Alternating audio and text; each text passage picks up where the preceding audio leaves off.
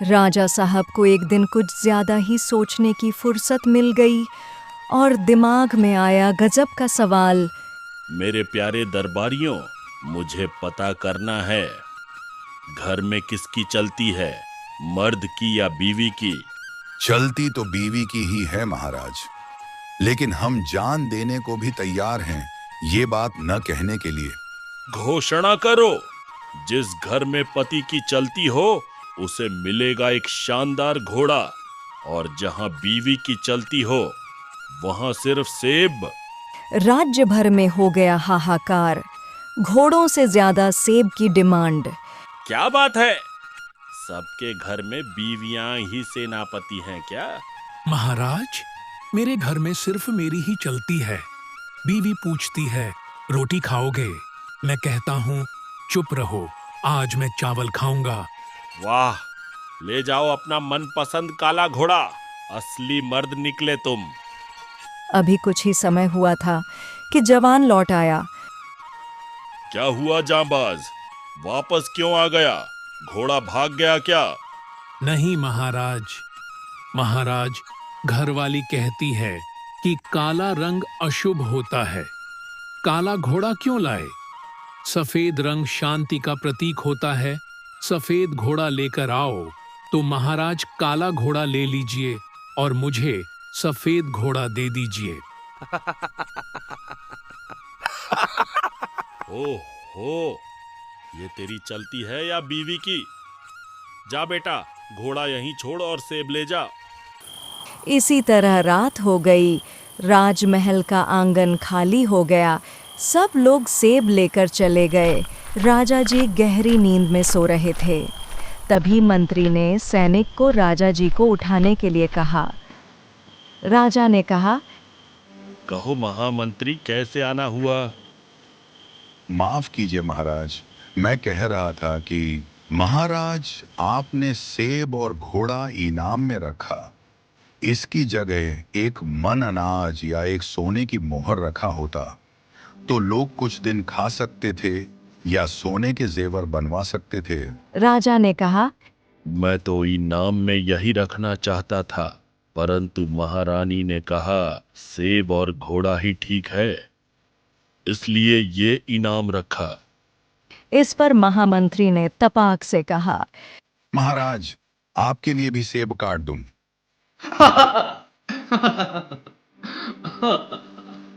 यह सवाल तुम दरबार में या कल सुबह भी पूछ सकते थे, तो आधी रात को क्यों आए? महामंत्री ने कहा कि मेरी धर्मपत्नी ने कहा कि अभी जाओ और पूछ कर आओ ताकि सच्चाई का पता चल सके। राजा ने महामंत्री की बात को काट कर कहा,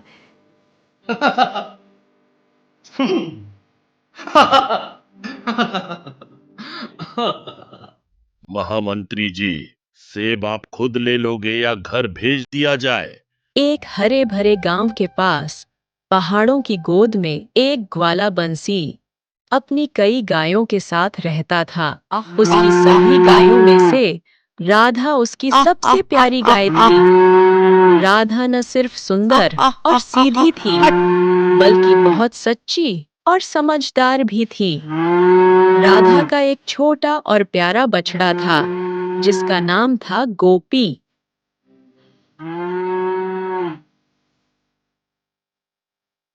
हर सुबह राधा जंगल के पास घास चरने जाती, लेकिन जाने से पहले वह अपने बछड़े गोपी से बात जरूर करती। माँ, जल्दी लौट आना, मुझे तुम्हारी बहुत याद आती है। हाँ मेरे लाल, मैं तुझे भूखा कभी नहीं छोड़ूंगी। बस थोड़ी देर में लौट आऊंगी और तुझे गर्म दूध पिलाऊंगी। एक दिन जब सारी गायें जंगल के पास घास चर रही थीं, अचानक झाड़ियों से एक डरावनी आवाज थी। सब पर भागने लगे, लेकिन बाघ ने राधा को देख लिया और वह उसके सामने आ गया। तू भाग क्यों नहीं रही गाय? अब तू मेरी भूख मिटाएगी, मैं तुझे खा जाऊंगा। हे बाघराज, मैं जानती हूँ कि आप भूखे हैं, लेकिन मुझे एक बार अपने बछड़े को दूध पिलाने दीजिए। वह मेरा इंतजार कर रहा है।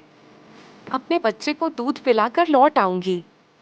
तू मुझे मूर्ख मत बना। अगर मैंने तुझे छोड़ दिया तो तू भला वापस क्यों आएगी?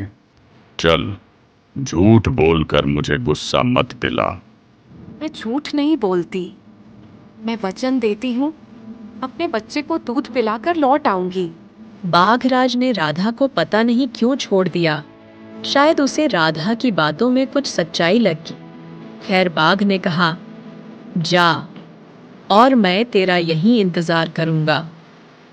ये कहकर बाघ वहीं बैठ गया। राधा भागी नहीं, सीधा अपने घर पहुंची। वहां उसका बछड़ा गोपी बेचैनी से खड़ा उसका इंतजार कर रहा था। माँ, तुम आ गई। मुझे बहुत डर लग रहा था। मेरे प्यारे लाल, मैं हमेशा तुझे देखे बिना कहीं नहीं जाती। ये ले, दूध पी ले। तेरी माँ को आज एक वचन निभाना है।